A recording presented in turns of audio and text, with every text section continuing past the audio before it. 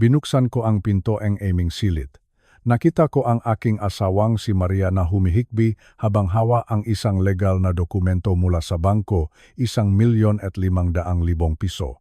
Iyan ang halagang naglaho na parang bula dahil sa isang maling desisyon ng aking manugang na si Roberto. Ang buong bahay ay binalot ng isang mabigat na kadiliman na tila lalamon sa aming kinabukasan at sa lahat ng aming pinahirapan. Sa halip na magalit o manumbat, dahan-dahan akong lumapit sa altar. Kumuha ako ang isang maliit na kandila at sinindihan ko ito. Nanatili akong tahimik, isang malaking kabalintunaan na sa gitna ng ganitong gulo. Pinili kong manahimik at magdasal. Biglang tumigil ang iyak ni Maria. Ang ingay ngang galit sa labas ay napalitan ng isang kakaibang kapayapaan. Ang maliit na liwanag na iyon ay tila naging isang higanteng pader laban sa aming takot. Bago ko ibahagi sa inyo kung paano binago ng munting liwanag na ito ang aming tadhana, maaari mo bang isulat sa comment section kung saang bayan o lungsod ka nanonood ngayon? Gusto ko kayong makilala, aking mga kaibigan. Gatling na paunawa. Bagamat ang kwentong ito ay isinulat upang maging mas madaling maunawaan, ang aral at mensaheng nakapaloob dito ay may malalim na katotohanan na maaari ninyong sandigan sa gitna ng anumang pagsubok sa buhay. Alam ninyo, mga kaibigan ko, sa bawat pagising natin sa umaga, ang unang bumabati sa atin ay ang malambot na sinangang araw sa ating bintana. Ngunit naisip ba ninyo kung bakit ito ang pinakaunang bagay na nilikhang ating Panginoon sa buong sansinukob? Sa aklat ng Genesis, bago pa man nakaroon ng mabituin sa langit, bago pa man tumubo ang maluntiang halaman sa lupa, at bago pa man nilikha ang tao, mayroong isang makapangyarihang utos na naging pundasyon ng lahat. Sinabing Diyos, makarunah liwanag, nakakamangha kung iisipin. Hindi muna siya nagsimula sa pagbuo ng mga istruktura o mga plano. Nagsimula siya sa tinatawag nating visibility o ang kakayahang makakita. Bakit kaya? Dahil ang katotohanan ay ito. Walang anumang bagay ang lalago. Walang anumang bagay ang maoorganisa. At lalong walang anumang bagay ang mabubuhay sa gitna ng ganap na kadiliman. Ang liwanag ay ang pinakamahalagang pangangailangan para sa ating buhay. Sa ating banal na kasulatan, ang liwanag ay hindi lamang isang pisikal na bagay na nakikita ng ating mga mata. Ito ay isang espiritual na sandata, isang sandata na naglalantad sa tunay na realidad at sumisira sa kapangyarihan ng anino. Sa ating edad na 65 pataas, marami na tayong nakitang dilim at liwanag sa ating buhay. Alam natin ang pakiramdam ngang mawalan ngang direksyon sa dilim at ang ginhawang hatid ng unang sikat ng araw pagkatapos ng isang mahabang bagyo. Ang pinakamahalagang aral na dapat nating itanim sa ating puso ay ito. Ang kadiliman ay hindi isang tunay na bagay. Ang dilim ay isa lamang kawalan ng isang bagay. Ito ay ang kawalan ng liwanag. Ang dilim ay walang sariling lakas. Wala itong sariling hukbo. Umira lamang ito sa mga lugar kung saan ang liwanag ay hindi nakakarating o sadyang wala roon. Kaya naman, kapag nararamdaman natin na tila napakadilim ng mundo o tila nababalot ng panganib ang ating pamilya, tandaan ninyo ang unang ginawang Diyos. Hindi siya nakipag-away sa dilim. Sinabi lamang niya ang salitang liwanag. At ang dilim ay kusang umurong. Ito ang sandata na hawak ninyo ngayon. Ang liwanag na nagmumula sa inyong pananampalataya at mahabang karanasan sa buhay. Handa na ba kayong gamitin ang liwanag na ito upang baguhin ang takbong inyong kapaligiran? Simulan natin ang paglalakbay na ito, nang may buong tiwala sa Kanya na lumikha ngang unang sinak ng pag-asa. Mga kaibigan, mga kasama ko sa hapon na ito, naupo ako rito sa aking paboritong silya sa franda habang pinagmamasdan ang dahan-dahang paglubok ng araw. Napakaganda ang kulay ng langit, tila isang obra maestra. Ngunit habang tumitingin ako sa malayo, hindi ko mapigilang balikan ang isang alaala na hindi ko malilimutan. Isang alaala na nagbago sa takbo ng buhay ng aming pamilya. Sinasabi nila na ang buhay ay parang dagat, kung minsan ay payapa. Ngunit kung minsan ay darating ang isang dambuhalang alon na hindi mo inaasahan. Sa loob ng maraming taon, kaming dalawang aking asawang si Maria ay nagsumikap. Nagtrabaho kami ng maigi, nagtipid sa bawat sentimo, at tinis ang maraming bagay upang makapag-ipon para sa aming pagtanda. Ang aming layunin ay simple lamang. Gusto naming magkaroon ng sapat na pondo upang hindi kami maging pabigat sa aming mga anak at marahil ay makatulong din sa kanila kung sakaling kailanganin. Ang parang iyon ay bungangang aming pawis at pagod sa loob ng mahabang panahon. 1,500,000 piso.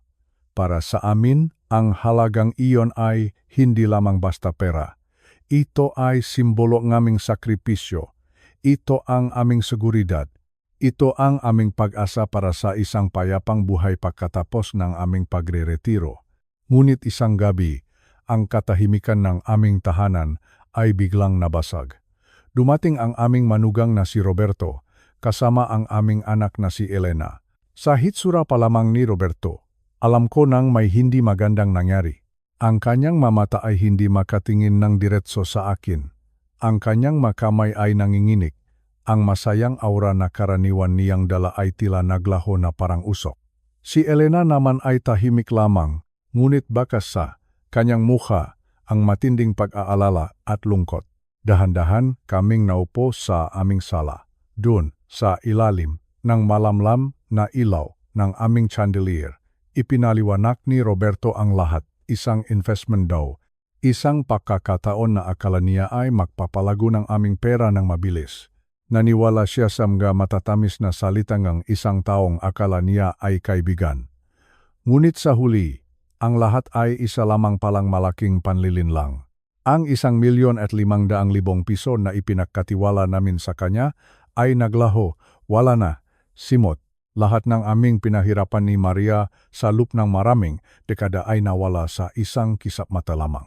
Sa sandaling iyon, parang tumigil ang pag-ikot ng mundo para sa akin. Narinig ko ang mahinang higbi ni Maria sa aking tabi. Ang kanyang maluha ay dahan-dahang pumatak sa kanyang mapisngi. Ang bawat patak ng kanyang luha ay tila isang saksak sa aking puso. Si Elena naman ay lumapit sa kanyang ina at niyakap ito, habang si Roberto ay nakayuko lamang, binalot ng matinding kahihiyan at pagsisisi. Ang kadiliman na binabanggit ko sa inyo noong nakaraang kabanata ay hindi na lamang isang kwento mula sa Biblia. Ngayon, ang kadilimang iyon ay narito na sa loob ng aming bahay. Nararamdaman ko ito sa bawat sulok ng aming sala. Nararamdaman ko ito sa malamig na hangin na tila nanunuot sa aking mabuto. Hindi ito ang dilim na dulot ng kawalan ng kuryente. Ito ay ang dilim ng kawalan ng pag-asa, ang dilim ng takot para sa hinaharap. Ang dilim ng pagkadismaya at galit na unti-unting namumuo sa aking dibdib. Tumingin ako sa paligid. Ang aming magandang bahay, na dati ay punong-puno ang tawa at kanta, ay biglang naging malamig at parang isang kulungan. Ang bawat gamit na aming naipundar ay tila nagpapaalala sa akin lahat ng aming nawala. Paano na kami? Ano ang mangyayari sa amin sa susunod na buwan, sa susunod na taon? Ang mga tanong na ito ay paulit-ulit na umiikot sa aking isipan, na parang isang sirang plaka. Naramdaman ko ang pangingining ng aking sariling makamay. Gusto kong sumiga. Gusto kong magalit kay Roberto. Gusto kong itanong sa kanya kung bakit siya naging ganon kabilis maniwala. Ngunit nang makita ko ang kanyang hitsura, nakita ko ang isang taong durok na durok din ang loob. Ang dilim ay hindi lamang sa amin dumapo, kundi pati na rin sa kanya. Ang kanyang kahihiyan ay tila isang mabigat na kadena na pumipigil sa kanya na huminga ng maayos. Doon ko napagtanto na ang kadiliman ay may iba't ibang anyo. Minsan, ito ay lumilitaw sa anyo ng isang masamang balita. Minsan, ito ay lumilitaw sa anyo ng isang pagkakamali na hindi na may tatama. At sa gabing iyon, ang aming pamilya ay nasa gitna ng isang dambuhalang bagyo. Ang aming pangarap ay tilam nga dahon na tinangay ng malakas na hangin. Ang seguridad na aming pinanghahawakan ay gumuho na parang kastilyong buhangin. Habang nakaupo kami roon sa katahimikan, na tanging ang hikbi lamang ni Maria ang naririnig, naalala ko ang aking magulang noong unang panahon. Sinasabi nila na ang tunay na pagkatao ng isang tao ay sinusubok hindi sa oras ng kaginhawaan, kundi sa oras ng matinding krisis. Ngunit sa sandaling iyon, pakiramdam ko ay wala akong sapat na lakas. Pakiramdam ko ay isa lamang akong matandang lalaking nawalan ng lahat. Ngunit sa gitna ng bigat na iyon may isang maliit na tinik sa likod ng aking isipan na nagpapaalala sa akin. Tandaan mo ang liwanag, tandaan mo ang unang nilikha ng Diyos. Ang kadiliman ay narito na ang sakit ay narito na. Ang 1,500,000 piso ay wala na. Ngunit ang tanong ay ito, hahayaan ko bang lamunin ng dilim na ito ang natitira pa sa aming buhay? Hahayaan ko bang ang anino ng pakawalang pera ay maging anino rin ng pagkasira ng aming pamilya? Alam ninyo, sa aming edad na 65 patas, madali tayong mapagod. Madali tayong panghinaan ngang loop kapag ganitong kalaking problema ang humaharang sa atin. Ngunit kailangan nating tandaan na ang pera ay maring kitain muli o maring mawala ng tuluyan, ngunit ang ating pananampalataya at ang ating pagmamahalan sa pamilya ay mabagay na hindi dapat manakaw ng kahit na sinong manloloko. Ang gabing iyon ay naging simulangang isang mahabang pakikipaglaban. Isang pakikipaglaban, hindi laban sa mga tao, kundi laban sa kawalan ng pag-asa. Ang dilim ay narito na at ito ay napakatunay. Nararamdaman namin ito sa bawat pahinga. Ngunit sa kabilang lahat, alam ko na mayroong isang paraan upang mahanap muli ang liwanag. Hindi ko pa alam kung paano sa sandaling iyon, ngunit alam ko na ang Diyos ay hindi natutulog. Mga kaibigan, marahil kayo rin ay may pinagdadaanan na katulad nito. Marahil ay mayroon din kayong bagyo na kinakaharap sa inyong pamilya. Maring hindi ito tungkol sa pera. Maring ito ay tungkol sa kalusugan o sa relasyon. Ngunit tandaan ninyo, hindi kayo nag-iisa. Ang dilim ay bahagi lamang ng buhay, ngunit ito ay hindi ang katapusan ng kuwento. Sa mga susunod na kabanata, ibabahagi ko sa inyo kung paano kami nagsimulang tumayo mula sa pagkakadapa.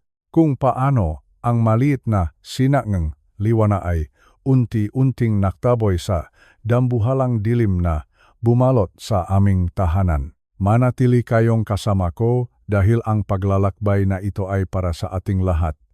Ang bawat isa sa atin ay may kakayahang maging liwanag kahit nasa pinakamadilim na bahagi ng ating buhay.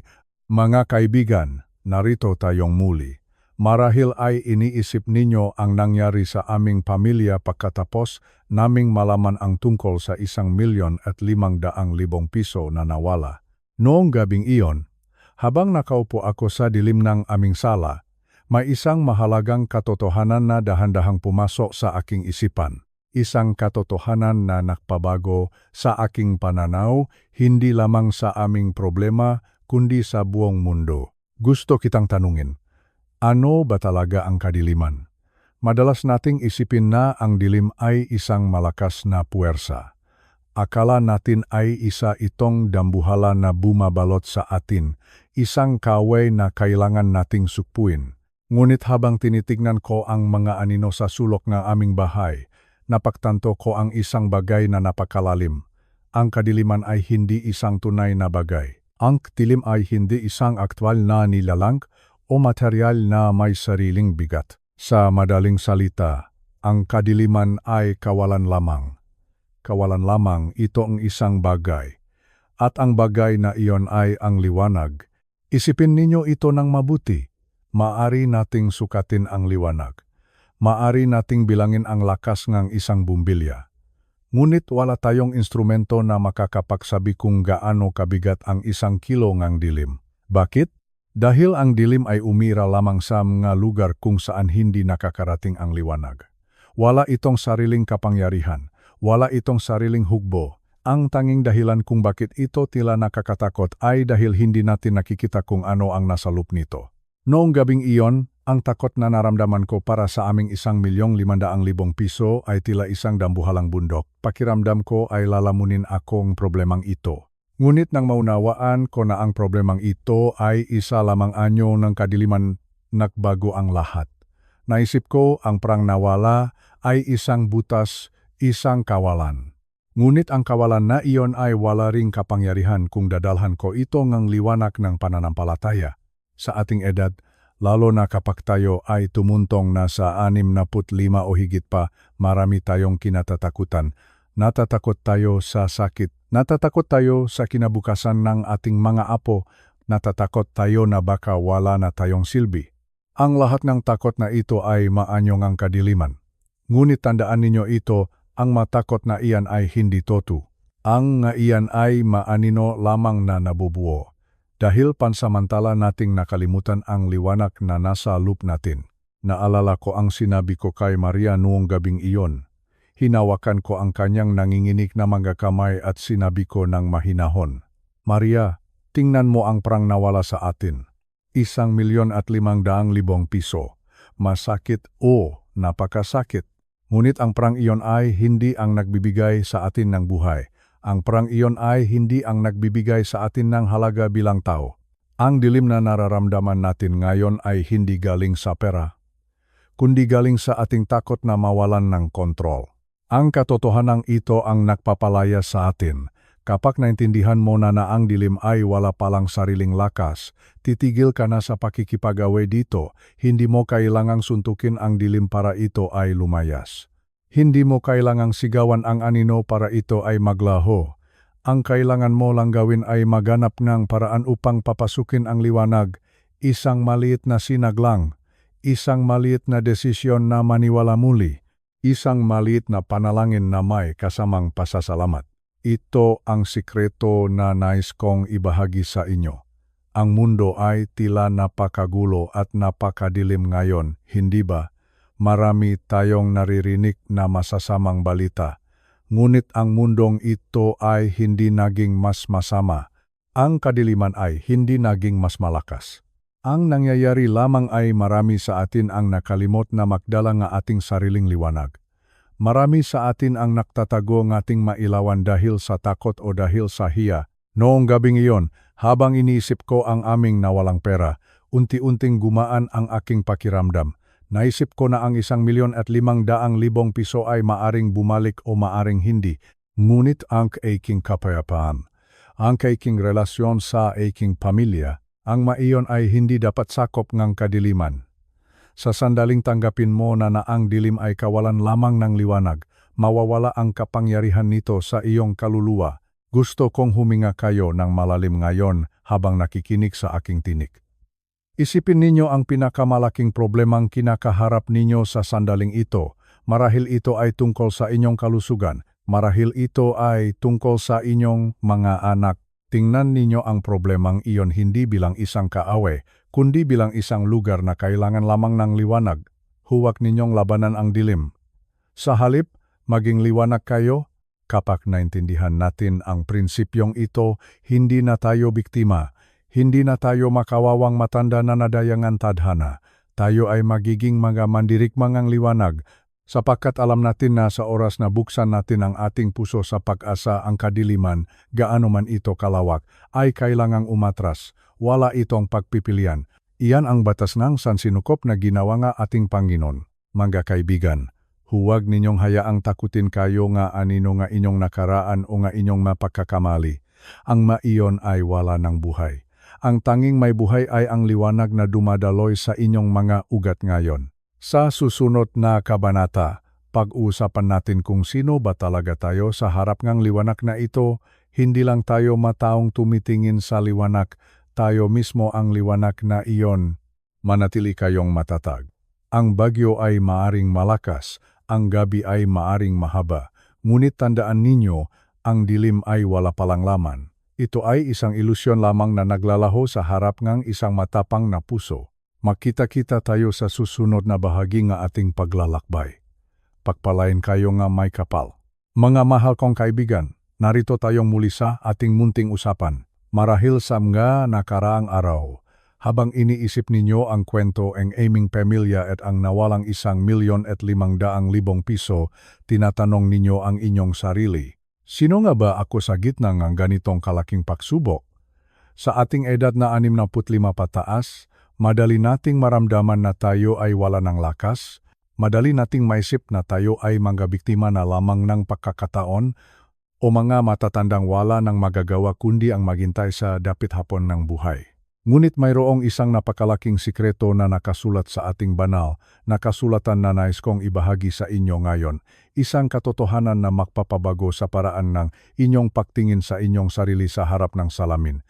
Noong gabing iyon, habang hawak ko ang aking lumang Biblia sa ilalim ng maliit na lampara, nabasa ko muli ang masalita ni Jesus sa Juan, Kabanata 8, bersikulo 12. Sinabi niya, "Ako ang liwanag ng sanlibutan. Ang sumusunod sa akin ay hindi lalakat sa kadiliman, kundi makakaroon ng liwanag na buhay." Napakasarap pakinggan, hindi ba? Alam nating lahat na si Jesus ang liwanag. Ngunit ang mas nakakagulat at mas nakakaantig ng damdamin ay ang sinabi niya sa Mateo, Kabanata 5, bersikulo 14. Doon, hindi na niya tinutukoy ang kanyang sarili. Tiningnan niya ang kanyang matagasunod. Tiningnan niya ang mga ordinaryong tao na katulad ninyo at katulad ko, at sinabi niya, "Kayo ang liwanag ng sanlibutan, kayo mismo." Gusto ko kayong huminto sandali at lasapin ang bawat salitang iyon.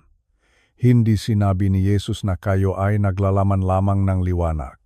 Hindi niya sabi na kailangan ninyong mag-aral ng matagal tungkol sa liwanag. Ang sinabi niya ay napakasimple ngunit napakalalim. Kayo ay liwanag. Sa sandaling tinanggap ninyo ang Panginoon sa inyong puso, naging isa kayong luminaryo o isang maningning na tala sa gitna ng isang madilim na henerasyon. Ito ang tinatawag nating identity shift o ang pagbabago ng ating tunay na pagkatao. Bakit ito mahalaga para sa atin na nasa dapit hapon ng buhay?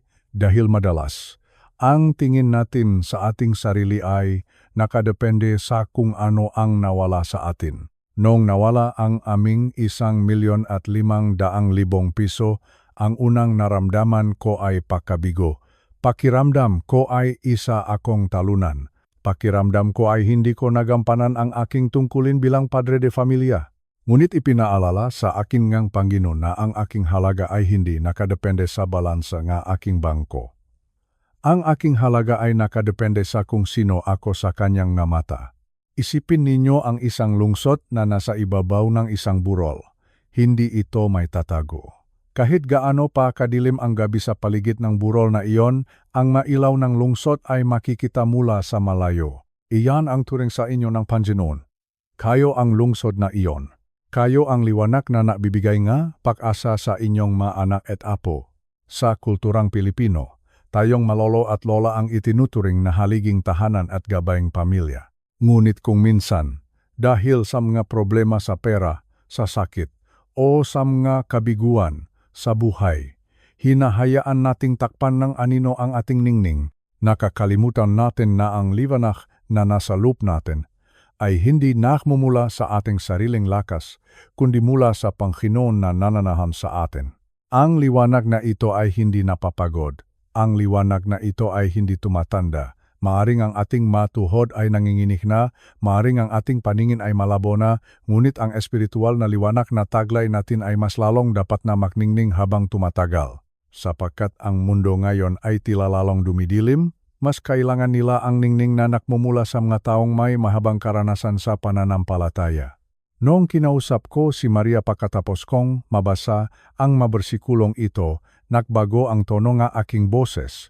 Hindi na ako nagsasalita bilang isang biktimang scam, nagsasalita ako bilang isang anak ng Diyos. Sabi ko sa kanya, "Maria, maaring nakuha nila ang ating 1,500,000 piso, ngunit hindi nila kailanman makukuha ang liwanag na ibinigay ng Diyos sa atin. Tayo ang sagot sa dilim na nararamdaman ng ating mga anak ngayon. Kung tayo ay susuko sa lungkot, paano pa sila?" Doon ko napagtanto na ang ating misyon ay hindi pa tapos. Hanggat tayo ay humihinga, tayo ay tinawag na maging tanglaw. Hindi tayo nilikha para mamakibagay sa madilim na takbo ng mundo. Nilikha tayo para maging kakaiba. Kapag ang lahat ay nagpapanil sa krisis, tayo ay dapat na manatiling payapa. Kapag ang lahat ay punong galit, tayo ay dapat na puno nga pagpapatawad. Iyan ang tunay na ibig sabihin na pagiging liwanag. Gusto ko kayong tanungin ngayon, aking mga kaibigan, paano ninyo nakikita ang inyong sarili? Nakikita ninyo ba ang inyong sarili bilang isang matandang tila nalalanta na? O nakikita ninyo ang inyong sarili bilang isang maningning na ilawan na inilagay ng Diyos sa gitna ng inyong pamilya? Huwag ninyong paniwalaan ang makasinungalingan ng kadiliman. Huwag ninyong isipin na dahil wala na kayong trabaho o dahil nabawasan ang inyong ipon ay wala na kayong halaga. Ang inyong halaga ay walang hanggan. Kayo ay mahalaga dahil kayo ay pag-ari ng hari ng gahari. Ang liwanag na nasa inyo ay ang parehong liwanag na lumikha sa buong sansinukob. Kaya naman, tumayo kayo ng may dangal. Ngumiti kayo sa gitna ng pagsubok.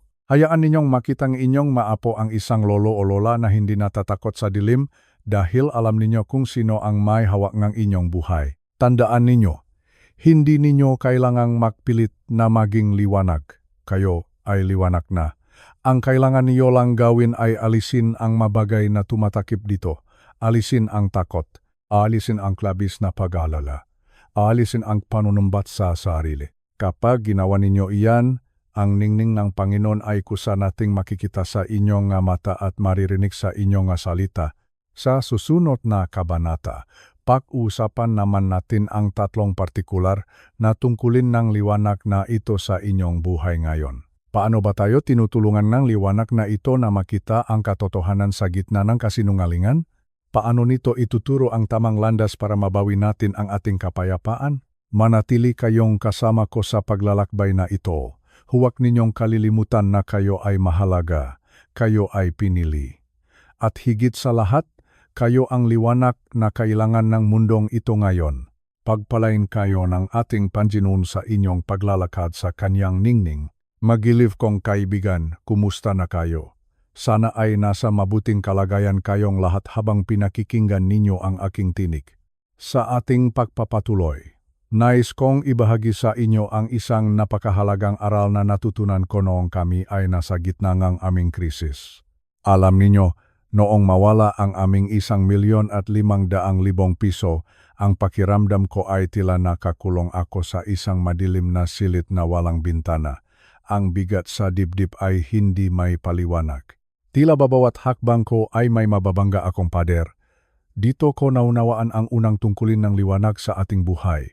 Ito ay ang tinatawag nating makahali o sa wikang Ingles ay revelation. Ang ibig sabihin nito ay ang pagsisiwalat o ang pagpapakita ng kung ano ang naroon na talaga. Gusto ko kayong maglakbay kasama ang inyong imahinasyon. Isipin ninyo na pumasok kayo sa isang silid na balot ng kadiliman. Dahil wala kayong makita, ang inyong isipan ay magsisimulang gumawa ng sariling makuwento.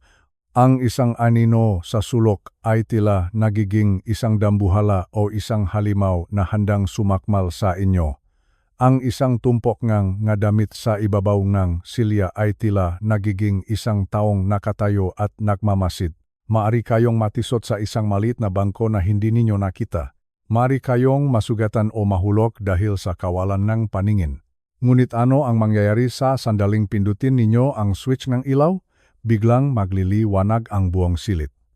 Ngayon, gusto kong tanungin kayo. Nung bumukas ang ilaw, nagbago ba ang ayos ng masilya? Nawala ba ang bangko nga inyong natisot?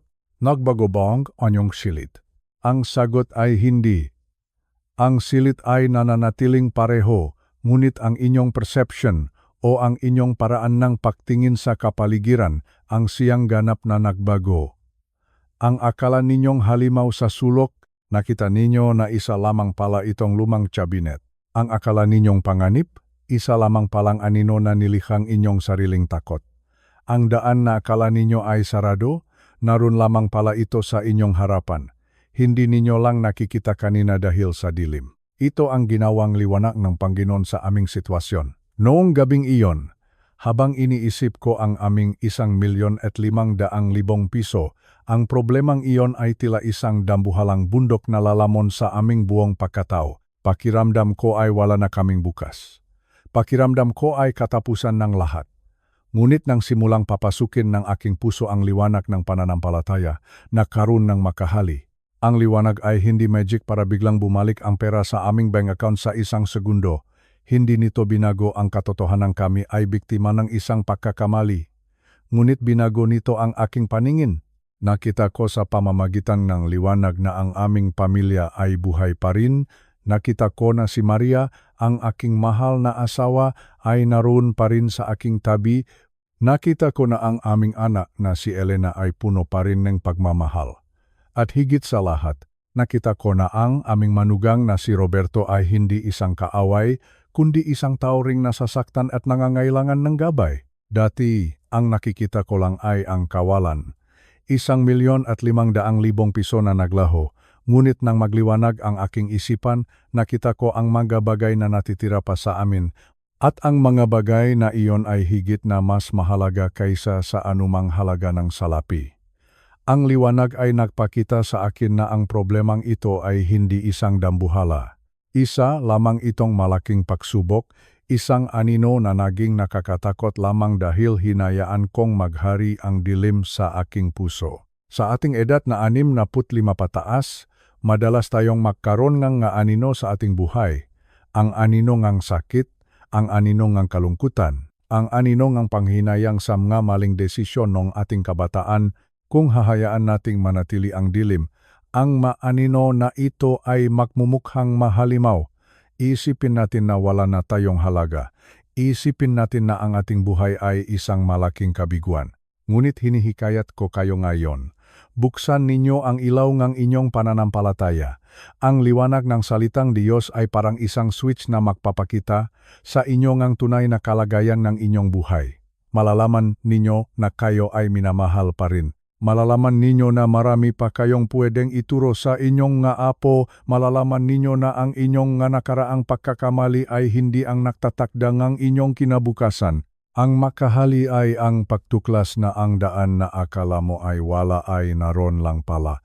Noong kami ay nagdadasal ni Maria, naipakita sa amin ang liwanag na mayroon kaming makaibigan na handang tumulong. Naipakita sa amin na mayroon kaming lakas na hindi namin alam na taglay pala namin.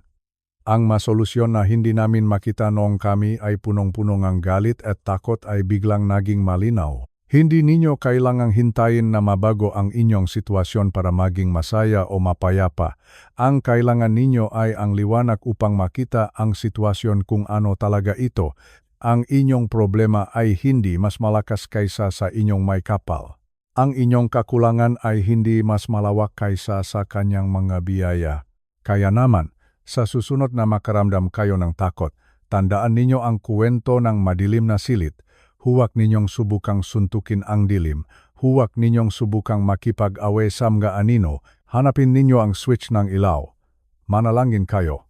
Magbasa nga salitang nagbibigay nga inspirasyon. Alalahanin ang kabutihan ngang Diyos sa inyong buhay sa lupngang 65 taon o higit pa.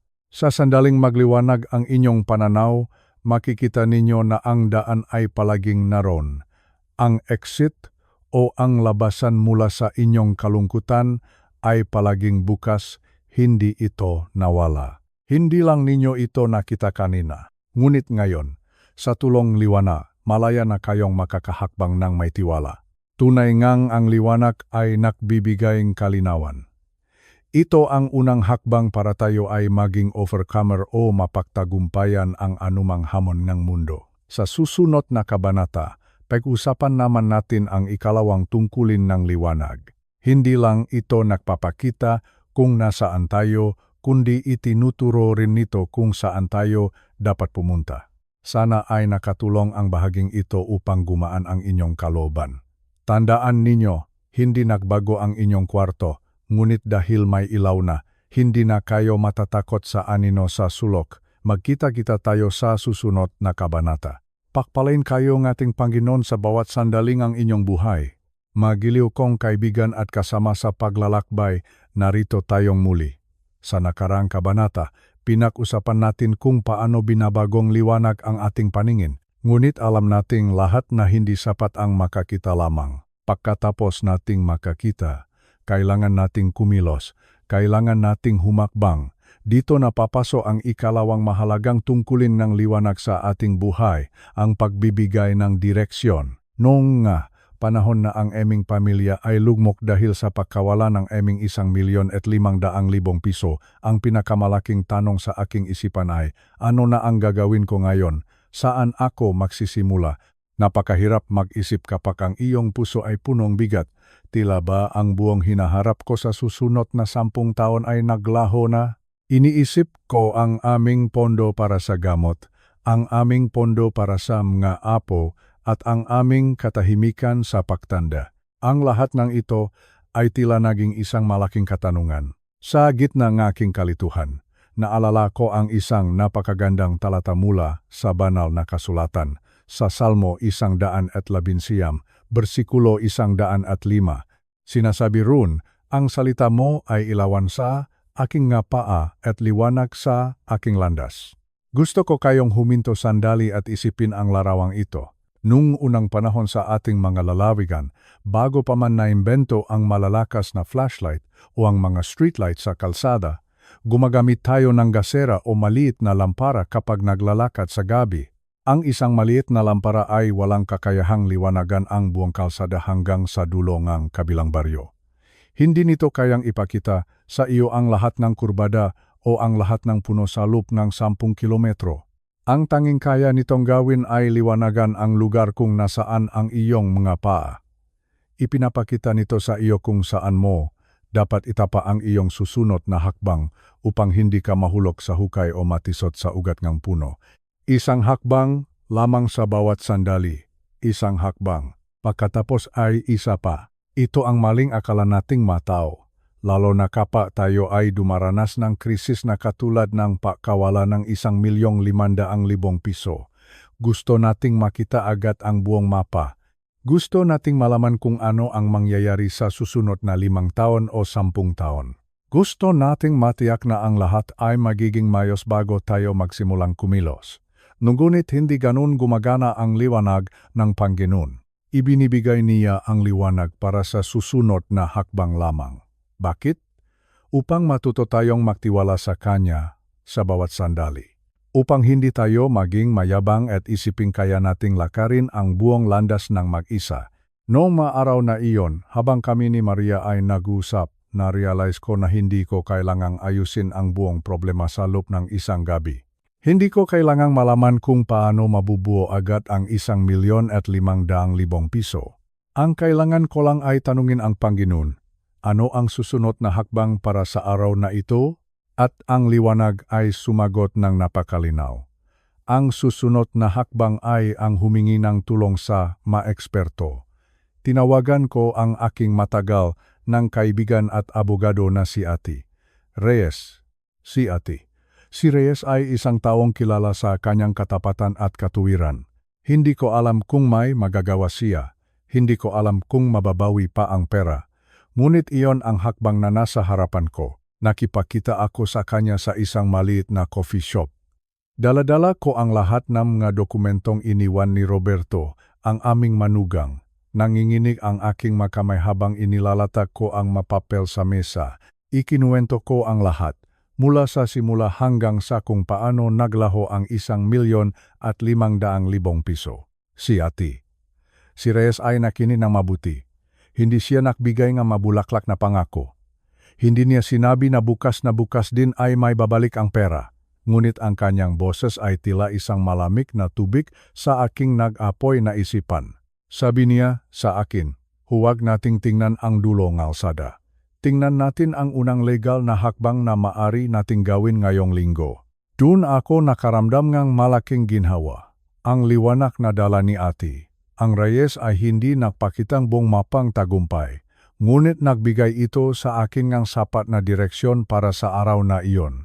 Ang intuition o ang kutob na ibinibigay ng banal na espiritu ay gumagabay sa atin upang makaiwas sa lalong malaking kapahamakan. Sa pamamagitan ng gabay na iyon, nalaman namin ang matamang dokumento na dapat nating ihanda at ang mataong hindi na namin dapat kausapin. Sa inyong buhay, makasama ko na nasa edad na 65 pataas, baka nararamdaman ninyo na kayo ay naliligaw. Baka ang inyong problema ay hindi tungkol sa pera, kundi tungkol sa inyong kalusugan o sa inyong relasyon sa inyong mag-anak. Maaring iniisip ninyo, paano na ang aking buhay sa mga susunod na taon? Paano kung lumala ang aking karamdaman? Ang payo ko sa inyo ay ito. Huwag ninyong piliting tingnan ang mapang ang susunod na 10 taon. Masyadong malayo iyon. Masyadong madilim ang dulo para sa ating limitadong paningin. Sa halip, Humingi kayo ng liwanag para sa hakbang na gagawin ninyo bukas ng umaga. Marahil ang kailangan niyo lang gawin bukas ay tumawag sa isang kaibigan.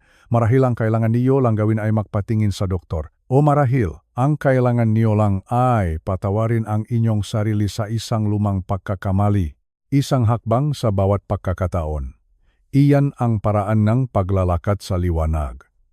Kapag ginawa ninyo ang unang hakbang, doon pa lamang usad ang liwanag para ipakita ang ikalawang hakbang.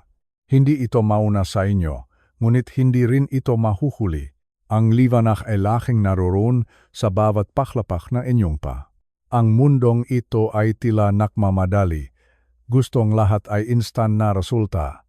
Ngunit ang karunungan na natutunan ko sa aking mahabang buhay sa Pilipinas ay ang tunay na pag-unlad ay dahan-dahan. Ang pagbawi namin sa aming kapayapaan pagkatapos mawala ang 1,500,000 piso ay hindi nangyari sa isang iglap. Ito ay bungangang maraming maliliit na hakbang na ginabayang ng liwanag ng Diyos. Si Roberto, ang aming manugang, ay natuto ring sumunod sa direksyon na ito. Imbes na magtago sa kahihiyan, tinulungan niya kami sa bawat maliit na gawain na iniutos ni Ate Reyes. Ang bawat pirma sa dokumento, ang bawat pagpunta sa opisina ay isang maliit na tagumpay laban sa dilim. Kaya naman, mga kaibigan, huwag kayong matakot kung hindi niyo pa nakikita ang buong solusyon. Huwag kayong mag-alala kung ang inyong landas ay tila balot pa ang hamog. Mayroon kayong sapat na liwanag para sa kasalukuyang sandali. Ang mahalaga ay hindi kayo humihinto. Ang mahalaga ay tumitingin kayo sa ilawan na nasa inyong mapa. Ang Panginoon ay isang mabuting gabay. Hindi niya kayong pababayaan na mahulog kung kayo ay mananatiling nakatingin sa kanyang salita. Ang karunungan na inyong naipon sa loob nga 65 taon ay hindi mawawalang saysay. Gamitin ninyo ito bilang bahagi ng inyong ilawan. Makinig kayo sa maliliit na bulong ng inyong puso na nakmumula sa itaas. Sa susunod na kabanata, pag-usapan natin ang ikatlong tungkulin ng liwanag. Ito ang pinakamatapang na tungkulin sa lahat, ang paglalantad sa mga trap o bitak ng kaaway. Paano ba tayo pinoprotektahan ng liwanag laban sa makasinungalingan na gustong sumira sa ating pamilya? Manatili kayong matatag. Aking mga babayan, ang bawat hakbang ninyo ay mahalaga. Kahit gaano pa kalit ang inyong hakbang, basta't ito ay nasa liwanag, kayo ay patungo sa tamang direksyon. Makita-kita tayo muli sa susunod na bahagi. Pagpalain kayo may kapal sa inyong bawat pag-abang. Mga minamahal kong kababayan, narito tayong muli sa ating paglalakbay. Magandang oras sa inyong lahat. Sa mga nakaraang kabanata, nakita natin kung paano nagbibigay ang liwanag ng bagong paningin at kung paano ito nagtuturo ng tamang direksyon sa bawat hakbang. Ngunit ngayon, nais kong dalhin kayo sa isang aspeto ng liwanag na madalas ay hindi natin napapansin. Ngunit ito ang isa sa pinakamakapangyarihang katangian nito. Ito ay ang kakayahan ng liwanag na maglantad ng lahat ng nakatago. Sa wikang Ingles, tinatawag natin itong exposure. Alam ninyo, noong kami ay nasa gitna ng pakikipaglaban para sa aming 1,500,000 piso, may isang bagay akong napagtanto tungkol sa kadiliman. Ang kadiliman ay ang tanging lugar kung saan makapagtatago ang kaaway. Doon lamang siya pwedeng magtanim ng mabitak, ng mga kasinungalingan at ng mga panlilinlang. Ang isang manloloko ay hindi gagawa. Ang kanyang masamang balak sa gitna ng tirik na araw kung saan nakikita ang lahat ang kanyang bawat galaw. Kailangan niya ng anino. Kailangan niya ng katahimikan. Kailangan niya ng pagtatago. Noong niloko ang aming manugang na si Roberto, ang dilim ay naghari dahil sa lihim. Ang taong nanloko sa kanya ay gumamit ng mamabulaklak na salita sa likod ng mga saradong pinto. Nagtago siya sa likod ng mapekeng dokumento at mapangakong walang katotohanan. At nung mawala na ang aming 1,500,000 piso, ang dilim ay lalong lumalim dahil sa kahihiyan. Si Roberto ay natakot na magsalita, nahiya siya sa amin. Akala niya, sa pamamagitan ng pagtatagongang katotohanan, ay mapoprotektahan niya ang kanyang sarili. Ngunit ang totoo, ang pagtatago, ang siyang nagbibigay ng lakas sa kadiliman. Habang nananatiling lihim ang pagkakamali, lalong lumalakas ang kapangyarihan ng takot sa ating puso. Sa banal na kasulatan, may isang napakagandang pahayag sa Juan, Kabanata 1, versikulo 5. Sinasabi roon na ang liwanag ay nagliliwanag sa kadiliman, at hindi ito kailanman nagapi o naunawaan ng kadiliman. Ang ibig sabihin nito, ang liwanag ay hindi komportable para sa dilim. Kapag nakdala kang liwanag sa isang madilim na sulok, ang nga masasamang bagay na nagtatago ron ay napipilitang lumabas. Naalala ko noong nagpasya kaming harapin ang katotohanan ng buong tapat. Kinausap namin si Ati Reyes at sinimulan naming ilantat ang bawat detalye ng nangyaring panloloko sa aming 1,500,000 piso. Sa simula, masakit ito, mahirap aminin ang pagkakamali. Ngunit habang inilalatak namin ang nga ebidensya, habang naglalabas kami nga dokumento, at habang sinasabi namin ang katotohanan ng walang labis at walang kulang, may kakaibang nangyari. Ang taong nanloko kay Roberto ay nagsimulang mabalisa. Nung naramdaman niya na ang kanyang maginawa ay hindi nalihim, nung nalaman niya na ang liwanag ng batas at ang liwanag ng katotohanan ay nakatutok na sa kanya, ang kanyang kapangyarihan ay unti-unting naglaho. Ang kadiliman ay nawalan ng lugar na mapagtataguan. Ito ang kapangyarihan ninyo, aking makaibigan, lalo na sa ating edad na 65 pataas. Madalas, ang kaway ay bumubulong sa ating isipan na itago ang ating mga problema. Huwag mong sabihin sa mga anak mo na ikaw ay may sakit. Huwag mong sabihin na ikaw ay nahihirapan. Huwag mong ipakita na ikaw ay nagkamali. Bakit? Dahil gusto ngang dilim na manatili kang mag-isa sa sulok. Gusto niyang ang iyong takot ay lumaki ng lumaki sa loob ngang katahimikan. Ngunit hinihikayat ko kayong huwag ninyong hayaan ang dilim na magkaroon ng tirahan sa inyong buhay. Kapag kayo ay lumakat sa liwanag ng katapatan, kapag kayo ay nakaroon ng lakas ng loob na sabihin ang totoo, ang ngabitak ng kaway ay mawawalan ng saysay, ang liwanag ay hindi kailangang makipag-away sa dilim. Kailangan lang nitong sumikat. Kailangan lang nitong naroon. Isipin ninyo ang isang madilim na bodega na puno nga insekto at dumi. Kung papasok karun at sisigawan mo ang dilim, wala itong mangyayari. Kung susubukan mong bugbugin ang anino, ikaw lang ang mapapagod. Ngunit sa sandaling buksan mo ang bintana at papasukin ang sikat nga araw, ang mga insekto ay kusang magtatakbuhan. Ang dumi ay makikita at malilinis. Ang mga anino ay mawawala ng kusa. Ganun din sa ating pamilya. Nung pinili naming maging liwanag, nung pinili naming patawarin si Roberto at makaisa sa katotohanan, ang espiritu ngang pagkakabaha-bahagi sa aming bahay ay naglaho. Ang masamang balak nga, nanloko sa amin ay hindi na nagtagumpay na sirain ang aming pagmamahalan. Ang 1,500,000 piso ay isang malaking kawalan o ngunit ang paglalantat sa katotohanan ang nagligtas sa aming kaluluwa mula sa mas malalim na dilim. Kaya naman sa inyong nga tahanan ngayon, kung mayroon kayong itinatagong bigat o lihim na nagpapahirap sa inyo, dalhin ninyo ito sa liwanag. Manalangin kayo ng tapat sa Panginoon. Kausapin ninyo ang inyong asawa o ang inyong nga anak ng may katapatan. Huwag kayong matakot na maging vulnerable o magpakita ng inyong kahinaan, sapagkat sa inyong katapatan, doon magliliwanag ang grasya ng Diyos. Ang kasamaan ay hindi makapananatili sa presensyang isang pare-pareho at matapang na liwanag. Kung ikaw ang taong laging nagsasabi ang totoo, kung ikaw ang taong laging lumalakat sa katuwiran, ang nga taong may masamang balak ay kusang lalayo sa iyo. Hindi nila kaya ang init ng iyong liwanag. Hindi nila kaya ang linaw ng iyong paningin. Mga kaibigan, sa ating edad na 65 pataas, ang ating pinakamalaking legacy ay ang ating integridad. Ang ating kakayahang mamuhay sa liwanag kahit na ang mundo sa paligid natin ay puno ng kasinungalingan. Huwag kayong papayag na ang anino ng takot ay magari sa inyong huling nga taon. Kayo ay nilikha para maging saksi nga totohanan. Ang 1,500,000 piso na nawala sa amin ay naging isang mahalagang aral.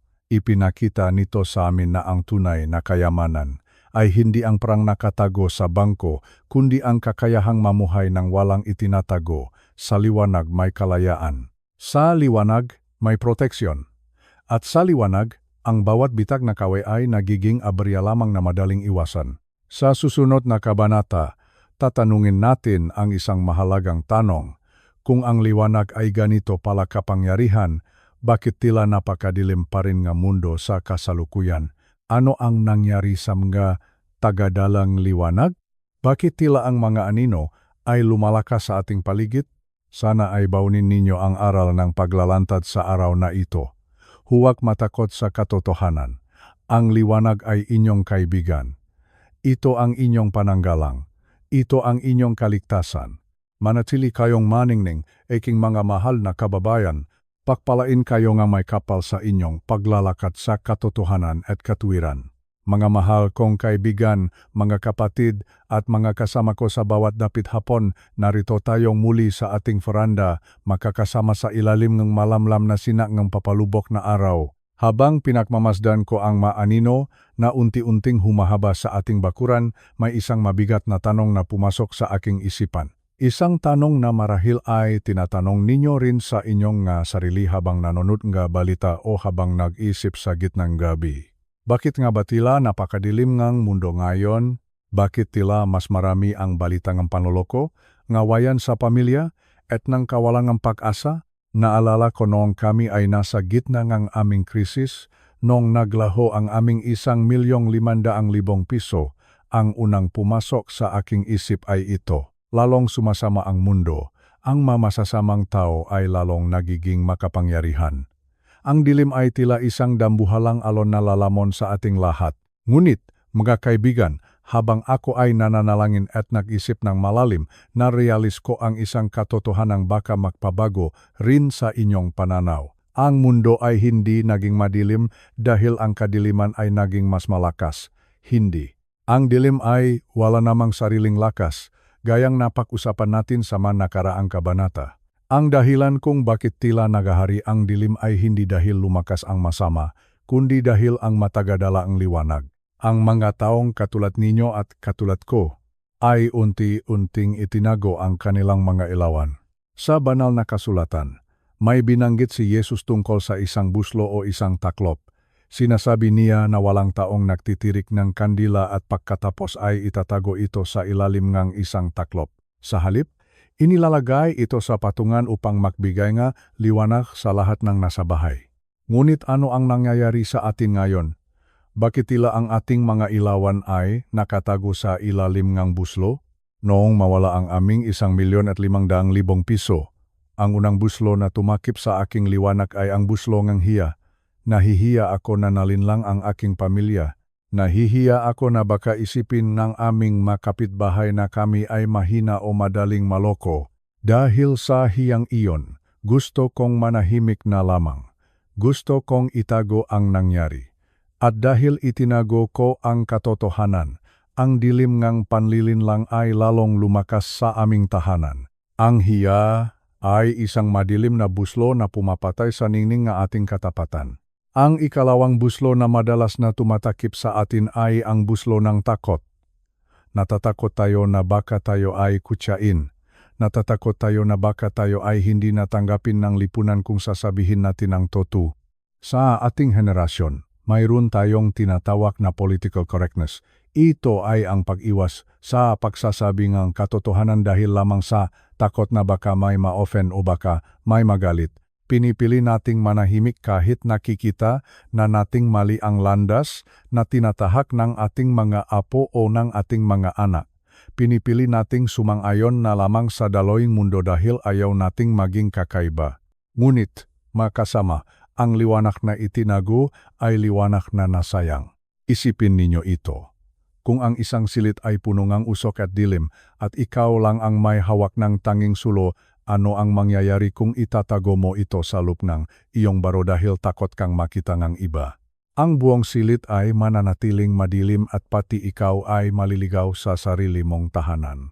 Ang mundo ay tila madilim, hindi dahil sa dami ngang masasamang tao. Ang mundo ay madilim dahil ang mabubuting tao ay pinipiling manahimik. Ang mundo ay madilim dahil ang mga lolo at lola na dapat sana ay nagbibigay ng karunungan ay natatakot ng magsalita. Natatakot tayong matawag na makaluma. Natatakot tayong hindi napakinggan. Kaya naman, dahan-dahan nating ibinababa ang ating nga ilawan hanggang sa ang dilim na ang magari sa ating mga hapagkainan. Noong na-realize ko ito, kinausap ko si Maria. Sabi ko sa kanya, Maria, ang 1,500,000 piso na nawala sa atin ay hindi ang pinakamalaking trahedya. Ang tunay na trahedya ay kung hahayaan nating takpan ng hiyang ito ang ating pananampalataya. Kung hindi tayo magsasalita, kung hindi tayo tatayo para sa katuwiran, ang dilim na nanloko sa atin ay mananalo ng lubos. Kailangan nating alisin ang taklop. Kailangan nating alisin ang buslong takot. Kailangan nating alisin ang buslong kahihiyan.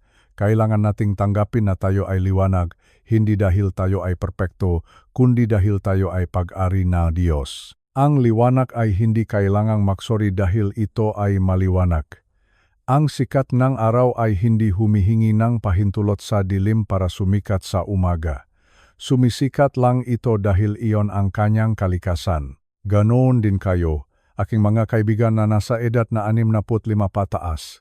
Ang inyong kalikasan ay maging gabay. Ang inyong tungkulin ay maging matapang sa pagsasabing totoo, kahit na tila laban ito sa agos ng mundo. Huwag ninyong hayaan na ang inyong mailawan ay mamatay dahil lamang sa mga opinyon ng ibang tao. Ang inyong ningning ay kailangan ng inyong maapo. Ang inyong paninindigan ay kailangan ng ating bansang Pilipinas.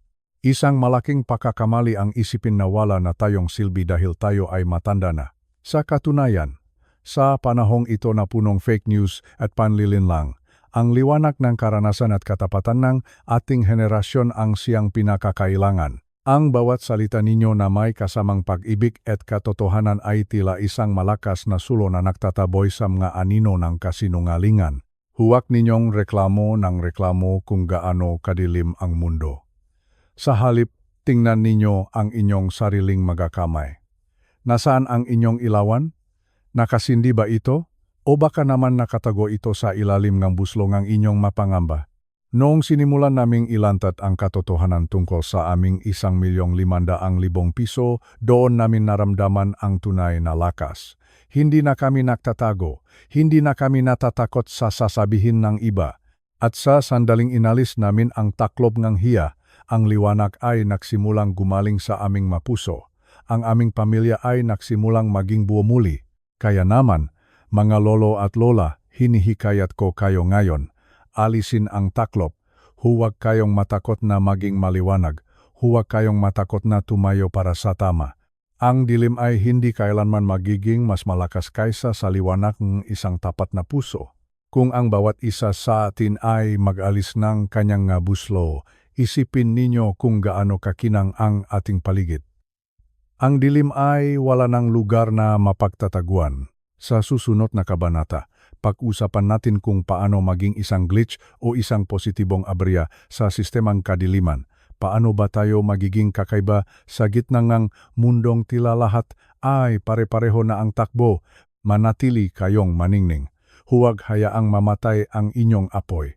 Ang bawat isa sa inyo ay isang mahalagang bahagi ng dakilang liwanag ng ating may kapal. Pagpalain kayo sa inyong pagpapasya na alisin ang bawat taklop sa inyong buhay.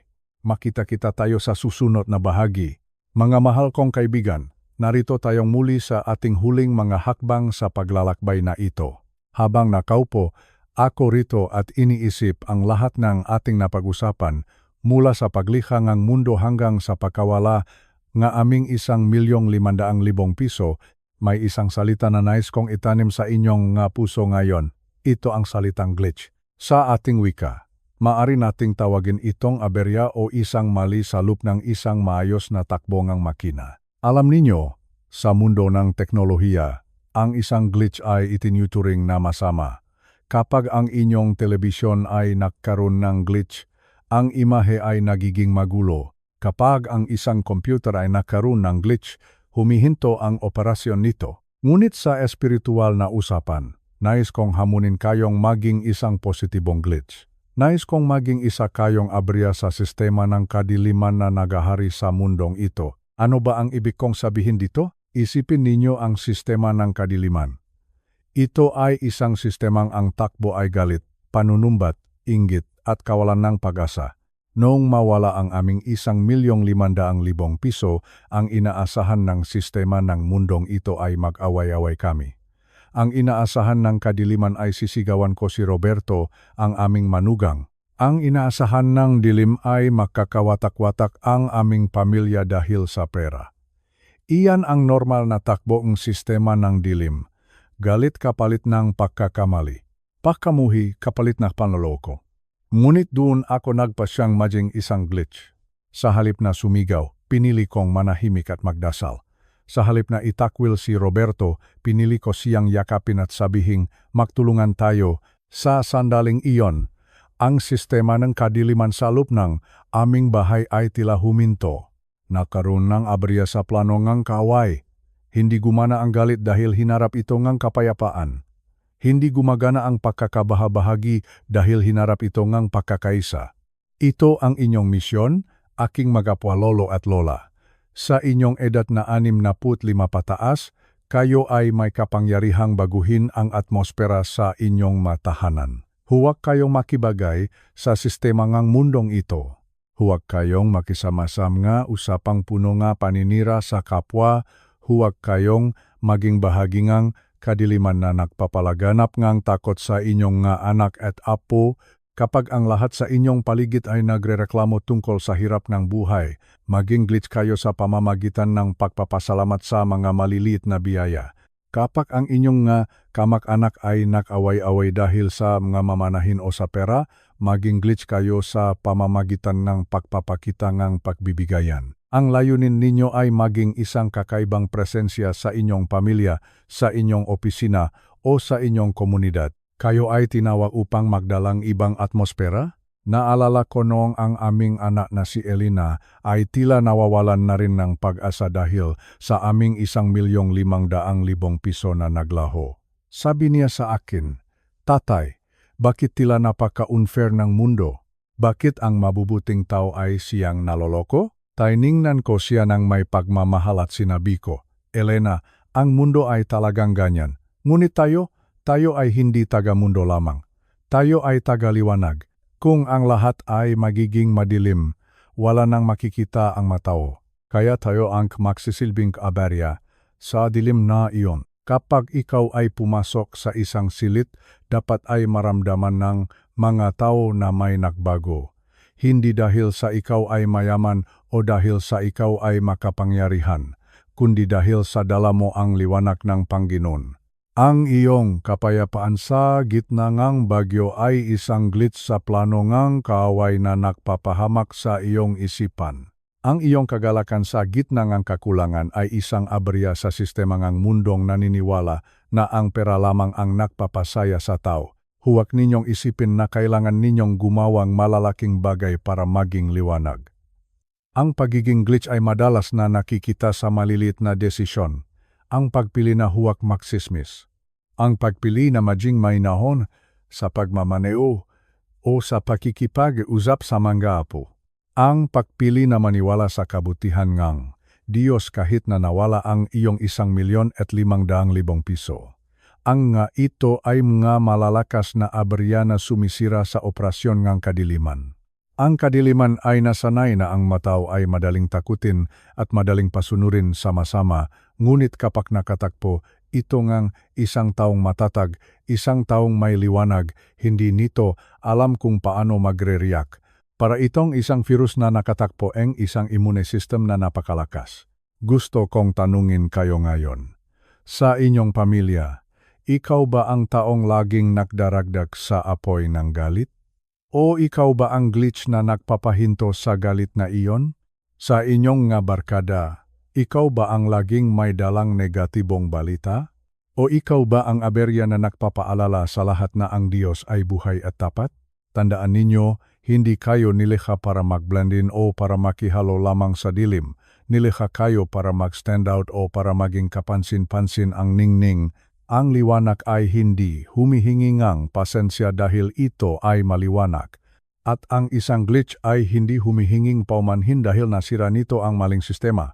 Noong kami ay nagsisimulang bumangon mula sa aming krisis sa pera, na-realize ko na ang aming pagiging matatag ay nagsilbing inspirasyon sa iba pang mga biktimang scam. Naging glitch kami sa sistema ngang kahihiyan. Ipinakita namin na maaari kang maloko, maaari kang magkamali, ngunit hindi mo kailangang mamatay sa lungkot. Maaari kang bumangon ng mas malakas at mas maningning. Aking mamahal na lolo at lola, sa inyong edad na 65 pataas, kayo ang magpinakakwalipikadong maging glitch. Bakit? Dahil kayo ay may baon na karanasan. Alam ninyo na ang mga bagyo ay dumadaan lang. Alam ninyo na ang pera ay pumapanaw, ngunit ang karakter ay nananatili. Gamitin ninyo ang karunungang iyan para sirain ang sistema ngang kawalan ng pag-asa sa paligid ninyo. Huwag kayong matakot kung kayo ay nag-isa sa inyong paninindigan. Ang isang maliit na glitch sa isang malaking computer ay sapat na para ihinto ang buong proseso.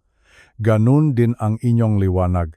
Ang inyong isang salitang pag-asa ay sapat na para pigilan ang isang taong nag-isip na sumuko sa buhay. Maging matapang kayo, maging kakaiba, maging isang glitch. Huwag hayaan ang sistema nga. Kadiliman na ituring kayo na isa lamang sa kanila. Ipakita ninyo na kayo ay may ibang pinamumulang ng lakas. Ipakita ninyo na ang inyong liwanag ay hindi kayang patayin ng anumang halaga ng nawalang salapi kahit pa ito ay 1,500,000 piso. Sa susunod at huling kabanata, pag-usapan natin ang tagumpay ngang liwanag. Paano ba natin tuluyang mapapaatras ang kadiliman at paano tayo magiging ganap na solusyon sa mundong ito? Manatili kayong maningning. Manatili kayong kakaiba. Kayo ang abriya na kinatatakutan ng dilim dahil sa inyong presensya. Ang masasamang plano ay hindi nagtatagumpay. Pagpalain kayo ng may kapal sa inyong pagpapasya na huwag makiyunin sa mundong ito. Makita-kita tayo sa huling bahaging ating kwento. Mamahal kong kaibigan, narito na tayo sa huling bahaging ating kwento. Habang iniisip ko ang lahat ng ating pinagdaanan, mula sa gabing nalaman namin ang tungkol sa pagkawala ng aming 1,500,000 piso hanggang sa sandaling ito, napupuno ang aking puso ng pasasalamat. Ang paglalakbay na ito ay hindi naging madali, ngunit ito ay naging napakahalaga. Ngayon, nais kong ibahagi sa inyo kung paano tuluyang umatras ang kadiliman sa aming buhay at kung paano kami muling nakakita ng liwanag sa ating buhay. Madalas nating maramdaman na ang gabi ay tila walang katapusan. Noong kami ay nasa gitna ng aming krisis, tila ba ang bawat araw ay mas mabigat kaysa sa nauna. Ngunit mayroong isang batas ng kalikasan na hindi kailanman nabibigo. Ang gabi ay laging nasa kanyang pinakamadilim na bahagi bago ang pagsikat ng araw. Ang kadiliman, gaano man ito katindi o gaano man ito kalawak, ay may hangganan. At ang hangganang iyon ay ang sandali kung saan ang liwanag ay sinimulan ng thapkin. Noong pinili naming maging liwanag, noong pinili naming harapin ang aming problema ng may katapatan at pananampalataya, may kakaibang nangyari sa aming tahanan. Ang atmosperang takot at panunumbat ay dahan-dahang napalitang ngang atmosperang kapayapaan at pagkakaisa. Hindi na namin naririnig ang malalakas na sigawan. Sa halip, ang narinig namin ay ang mahihinang bulongang panalangin at ang mapag-usap tungkol sa kung paano kami magtutulungan. Napagtanto ko na ang kadiliman ay hindi lumalaban. Wala itong kakayahang makipagbuno sa liwanag. Kapag binuksan mo ang ilaw, ang dilim ay hindi sumisigaw o nananatili sa sulok para lumaban. Ang dilim ay kusa lamang na umaatras. Ito ay naglalaho ng walang ingay. Ganun din ang nangyari sa aming maproblema. Ang kahihiyan na bumabalot kay Roberto, ang aming manugang, ay unti-unting naglaho nang makita niya na kami ay handang magpatawad. Ang galit ni Maria ay napalitan ng pag-unawa. At ang aking sariling pangamba para sa aming 1,500,000 piso ay napalitan ng tiwala sa probidensya ang Diyos.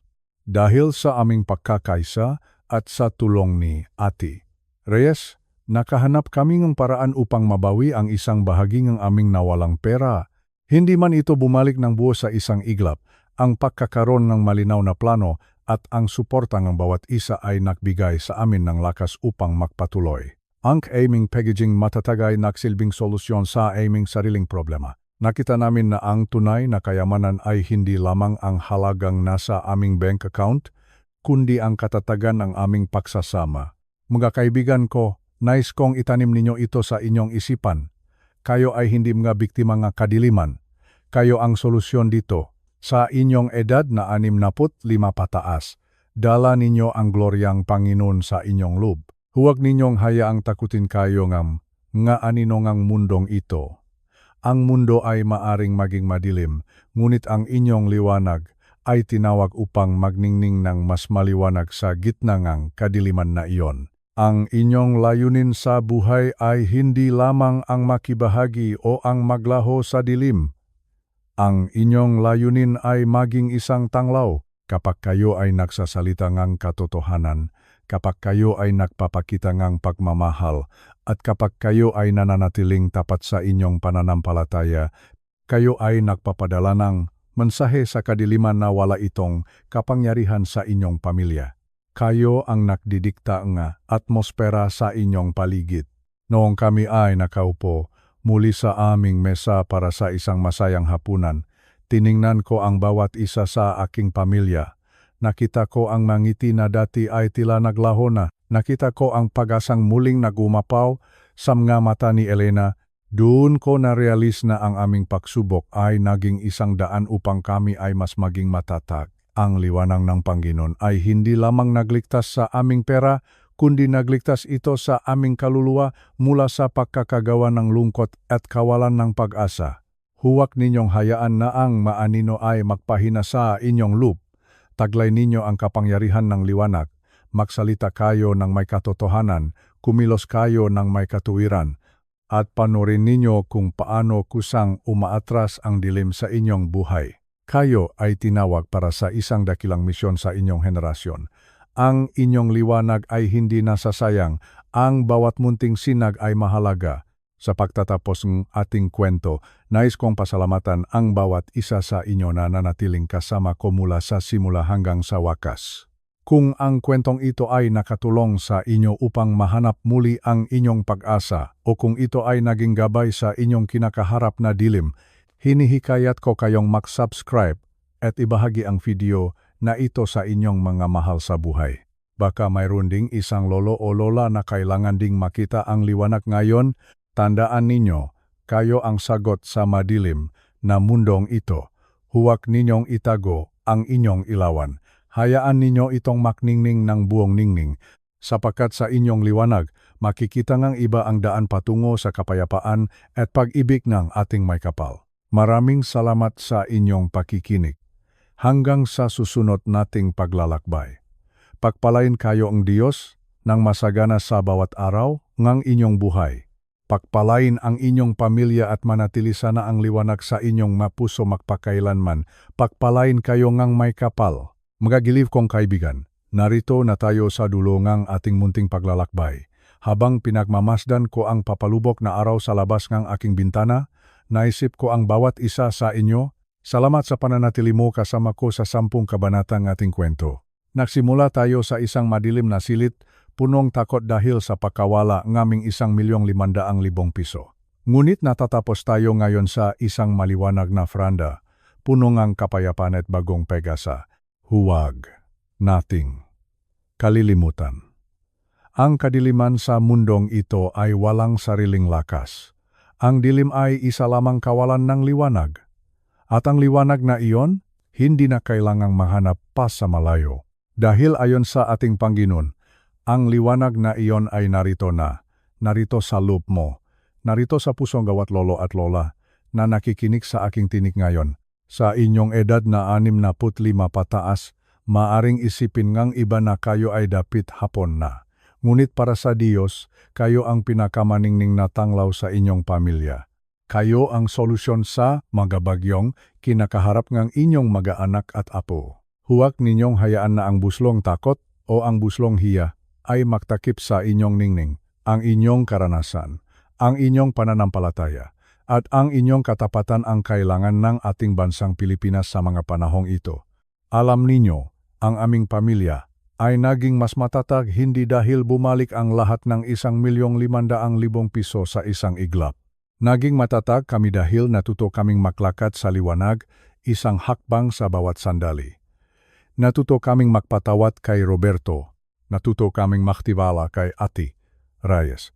At higit sa lahat, natutunan naming making matapang sa gitna na pagsubok. Kayo rin ay may kapangyarihang maging glitch o isang positibong aberya sa sistema ng kadiliman. Kapag ang mundo ay puno ng galit, maging daluyan kayo ng pag-ibig. Kapag ang lahat ay nawawalan ng pag-asa, maging tini kayo ng pananali. Kung ang kwentong ito ay nagbigay ng init sa inyong puso, maaari po bang pindutin ninyo ang subscribe button? Ibahagi rin ninyo ang video na ito sa inyong mga kaibigan sa Facebook o sa inyong mga group chat. Baka mayroon ding isang kaibigan na kasalukuyang nakakulong sa dilim at nangangailangan ng paalala na siya rin ay isang liwanag. Muli, maraming salamat sa inyong oras at pagtitiwala. Isang karangalan ang makasama kayo sa pagbubulay-bulay na ito. Makita-kita tayong muli sa ating masusunod na kwento ng inspirasyon at katotohanan. Pagpalain kayo and ating may kapal. Manatili sana ang kanyang liwanag sa inyong matahanan at sa inyong mapuso ngayon at magpakailanman. Pagpalain kayo and Diyos.